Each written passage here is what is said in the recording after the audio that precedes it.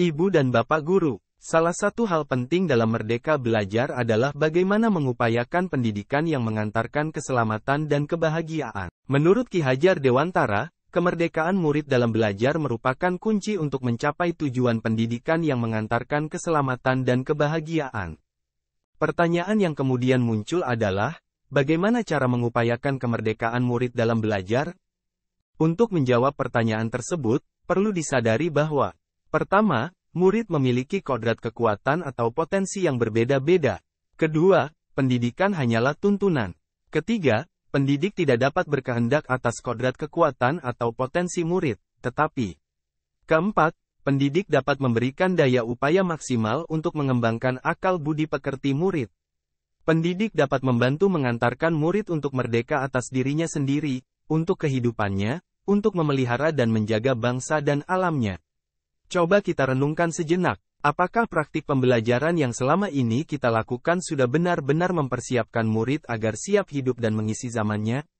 Jika belum, apa yang dapat kita lakukan untuk membantu murid mencapai selamat dan bahagia serta siap hidup dan mampu mengisi zamannya? Jawaban atas pertanyaan-pertanyaan tersebut dikemukakan oleh Ki Hajar Dewantara yang dikenal dengan istilah sistem Among.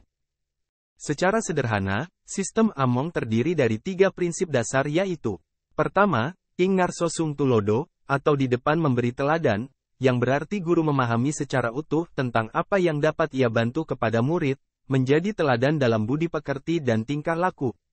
Kedua, ing madio mangun karso, atau di tengah membangun kehendak, yang berarti guru mampu membangkitkan semangat, berswakarsa, dan berkreasi bersama murid dengan membuka dialog dengan murid, berperan sebagai narasumber dan penuntun. Ketiga, tutwuri handayani, atau di belakang memberi dorongan, yang berarti guru tidak sekedar memberikan motivasi, tetapi juga memberikan saran dan rekomendasi hasil pengamatannya, agar murid mampu mengeksplorasi daya cipta, rasa, karsa, dan karyanya. Kita dan para murid dituntut untuk menjadi pembelajar sepanjang hayat, dan membangun konteks diri serta identitas kita sebagai bangsa.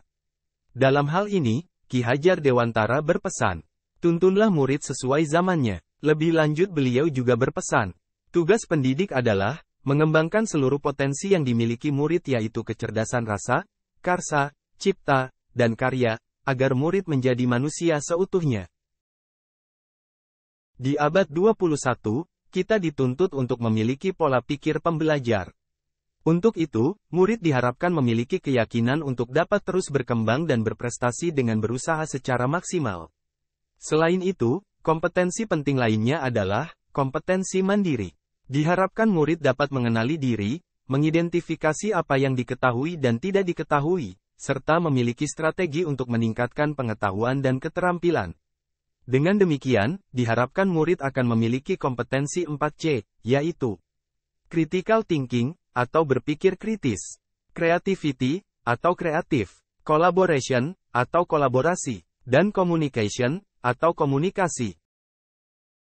Mencapai kompetensi yang diperlukan di abad 21 tersebut. Dalam membimbing murid, ada beberapa hal yang perlu diperhatikan antara lain. Pertama, perlu disadari bahwa penilaian atau pengukuran, dimaksudkan untuk mengukur hasil atau dampak dari implementasi pembelajaran dari sudut pandang murid. Jangan sampai, guru membuat justifikasi atas murid sebagai anak pandai atau kurang pandai, hanya menurut sudut pandang guru saja, yang bisa jadi berbeda dengan pandangan murid. Kedua, jika didapati murid yang mengalami kesulitan dalam belajar, guru perlu mendorong murid tersebut dan murid-murid lainnya untuk mengembangkan keterampilan kerjasama dan gotong royong. Ketiga, perlu ditanamkan kesadaran bahwa kerjasama dan gotong royong adalah hal penting dan bermanfaat, sekaligus sebagai upaya melestarikan budaya bangsa Indonesia yang luhur. Selanjutnya, akan kita bahas, di mana seharusnya bimbingan kepada murid dilakukan. Benarkah cukup di sekolah saja? Pembimbingan kepada murid, seyogyanya berlangsung secara sinergis di 3 alam atau tempat, yaitu alam keluarga, alam perguruan, dan alam pergerakan pemuda atau masyarakat. Ki Hajar Dewantara menyatakan, proses pendidikan yang menggunakan kuatnya hubungan antar alam-alam inilah, yang akan mengantarkan murid untuk dapat menghidupkan, menambah, dan menggembirakan perasaan hidup bersama dalam masyarakat, yang pada akhirnya menuju pada kecerdasan budi pekerti yang berdasarkan adab kebangsaan. Alam atau tempat pertama seorang murid belajar, adalah alam keluarga. Keluarga merupakan sistem kecil di mana anak tinggal dan mendapatkan pendidikan pertama dan yang terpenting dalam hidupnya. Setelah mencapai usia tertentu, anak memasuki alam perguruan. Alam perguruan merupakan wadah yang memfasilitasi pengembangan intelektual murid, serta menuntun murid menemukan wawasan ilmu pengetahuan yang lebih luas. Alam perguruan meliputi semua jenis dan bentuk satuan pendidikan, yang berperan dalam mengembangkan kecakapan berpikir murid.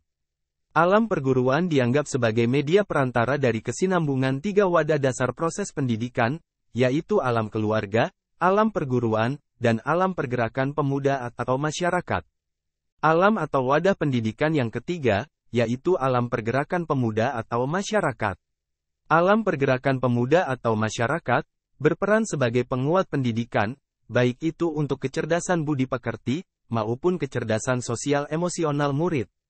Saat ini, definisi alam masyarakat semakin luas, sehingga alam masyarakat tidak hanya dimaknai sebagai alam di lingkungan sekitar saja, tetapi juga meluas menjadi pemahaman bahwa, masyarakat adalah seluruh dunia yang semakin tanpa sekat.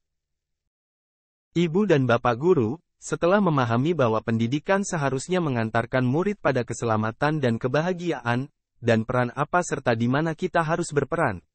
Lalu, langkah kecil apa yang akan ibu dan bapak guru lakukan? Silakan ibu dan bapak menuliskannya di kolom komentar. Terima kasih. Wassalamualaikum warahmatullahi wabarakatuh.